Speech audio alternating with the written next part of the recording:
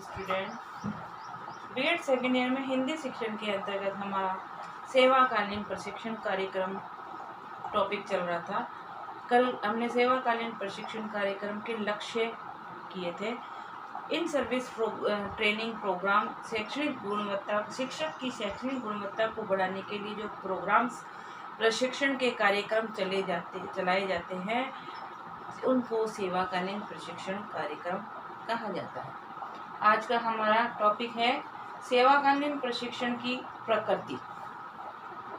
तो सेवाकालीन प्रशिक्षण कार्यक्रम जो किया जाता है, क्योंकि वो इन सर्विस कार्यक्रम है, तो उसकी प्रकृति कैसी होनी चाहिए, क्योंकि हम उसमें रेगुलर प्रशिक्षण कार्यक्रम नहीं चला सकते।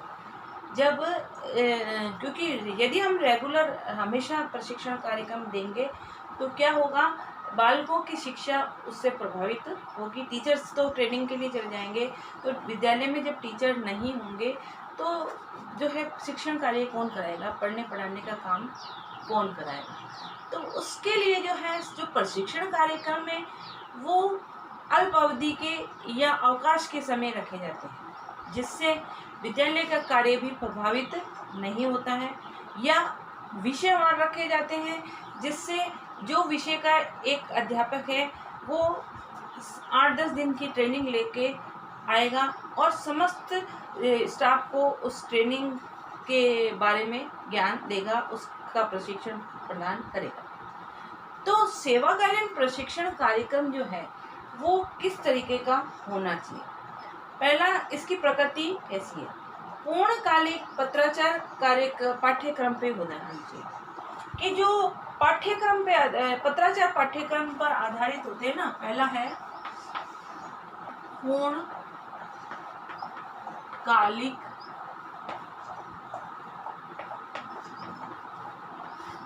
पत्राचार पर आधारित, मतलब पूर्णतः पत्राचार प्रोग्राम होना चाहिए, जिसको हम कॉरस्पॉन्ड कहते हैं।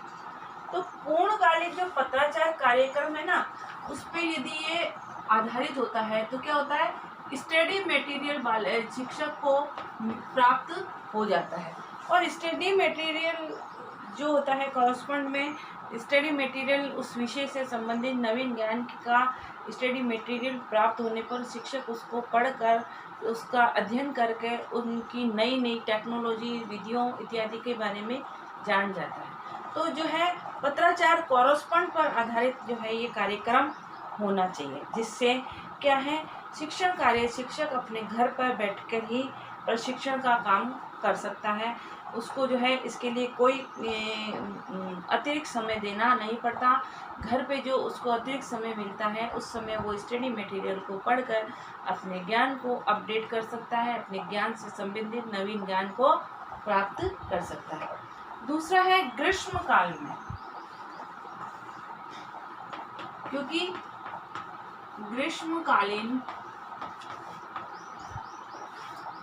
कार्यक्रम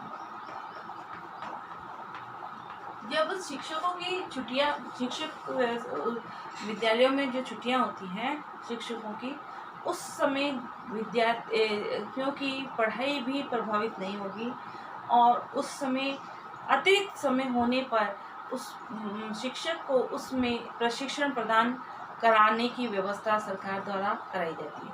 ग्रीष्म अवकाश चूँकि लंबा अवकाश होता है, और इस समय समस्त शिक्षकों को 8-10 दिन की प्रशिक्षण कार्यक्रम का आयोजन इसमें कराया जाता है, जो उनको जो है शिक्षण को, व्यवसाय को जो प्रभावित नहीं करता, और शिक्षक भी जो है उस अतिरिक्त समय में रुचि लेते हैं। क्योंकि जब वर्किंग आवर में प्रशिक्षण कार्यक्रम यदि कराया जाएगा तो शिक्षक को कार्यभार उसका बढ़ जाएगा, और जब कार्यभार बढ़ जाएगा तो वो उसमें इंटरेस्ट नहीं लेगा, रुचि नहीं लेगा, और बोरियत उसको होने लगेगी। तो ग्रीष्म अवकाश के समय पे जो है ग्रीष्म अवकाश में प्रशिक्षण कार्यक्रमों का आयोजन कराया जाता है। तीसरा है सूक्ष्म ओरिएंटेशन कार्यक्रम द्वारा। सूक्ष्म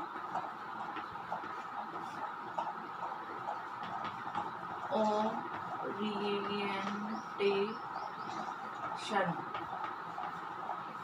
ओरिएंटेशन कार्यक्रम के द्वारा सूक्ष्म ओरिएंटेशन प्रोग्रामों का आयोजन करके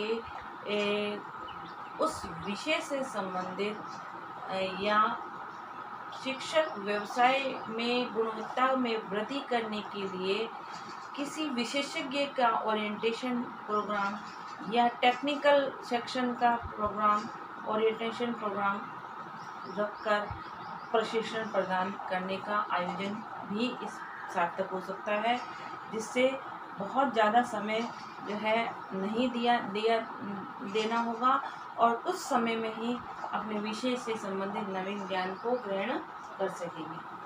चौथा है सायकालीन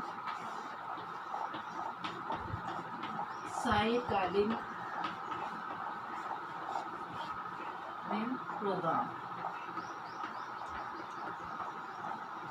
शाम को घर जाने के बाद में 6 घंटे की सर्विस के बाद सायंकाल में जो है एक्स्ट्रा थोड़ा समय देकर जो है सायंकालीन कक्षाओं में जो है प्रशिक्षण का प्रावधान रखा जाए, जिसमें उनको कुछ अंशदान भी दिया जाए या वित्तीय बेनिफिट दिया जाए, जिससे शिक्षक अधिक मोटिवेट होकर उस कार्य में भाग लेने का प्रयास करेंगे और शाम के समय जो है का भी सदुपयोग हो सकेगा।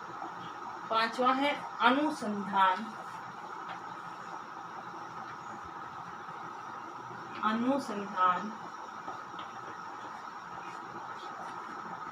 कार्य द्वारा, जो अनुसंधान को महत्व देगा, जो नई खोज अनुसंधान के माध्यम से जो नई खोज की जाती है, उस खोज के परिणाम स्वरूप शिक्षक को अधिक मोटिवेट करना, अनुसंधान के लिए प्रेरित करना या अनुसंधान के अधिक से अधिक अवसर प्रदान करना, जिससे वह शिक्षा के अंदर कुछ इनोवेटिव विचार, नवाचार को सम्मिलित करेगा। तो अनुसंधान में जो शिक्षक रुचि लेते हैं, उन शिक्षकों के कार्यों को बढ़ाने के लिए या अधिक से अधिक उनको अनुसंधान के अवसर प्रदान कराएं। और अगला है सेमिनार, वर्कशॉप,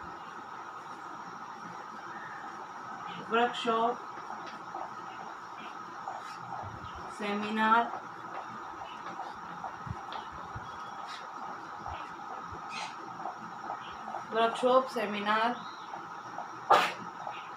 विचार गोष्ठियाँ,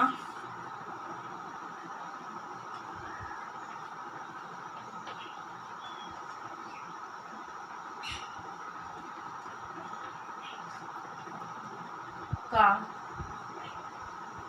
आयोजन कराना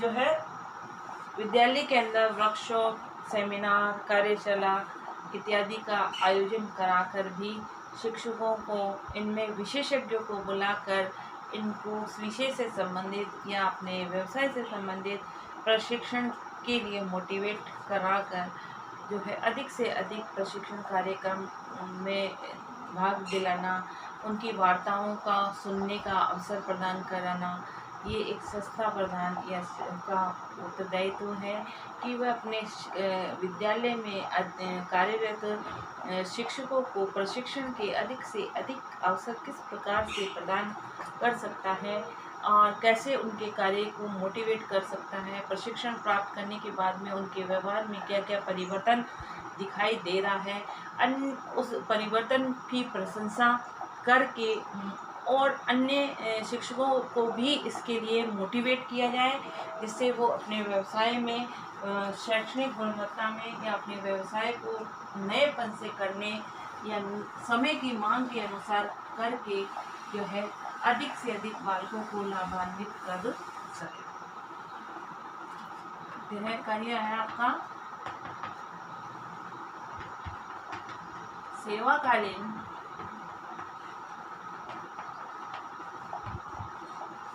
सेवाकालीन प्रशिक्षण कार्यक्रम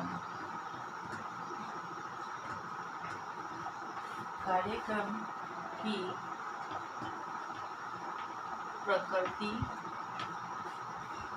बताइए।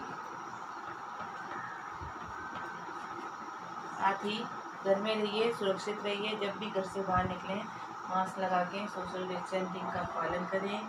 कोरोना की तीसरी लहर आने वाली है, हम साथ देंगे तभी हम इस लड़ाई से जीत सकेंगे। इसलिए सरकार की जो भी गाइडलाइन है उसके साथ कदम से कदम मिला के हमको इस महामारी को दूर करने का प्रयास करना है। Okay, thank you.